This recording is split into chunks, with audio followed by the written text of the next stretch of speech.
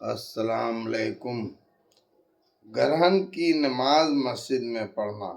ہم سے اسماعیل بن ابی اویس نے بیان کیا، کہا مجھ سے امام ملک نے، انہوں نے یحییٰ بن سعید سے، انہوں نے عروہ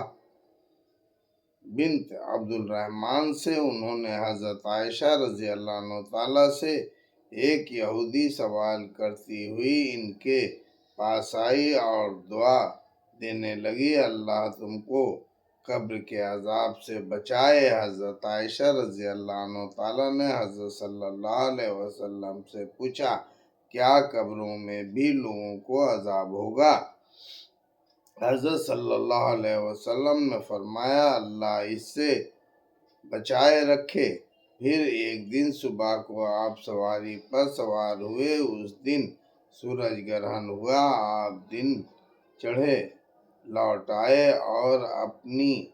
بیویوں کے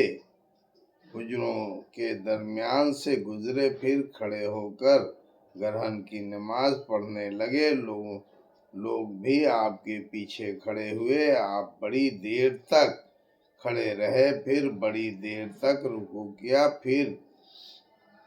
سر اٹھایا اور دیر تک کھڑے رہے، مگر پہلی بار سے کم، پھر ایک بار رکوع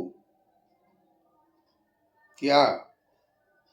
گر پہلے رکوع سے کم، پھر رکوع سے سر اٹھایا اور لمبا سجدہ کیا، پھر دونوں سجدے کر کے دیر تک کھڑے رہے،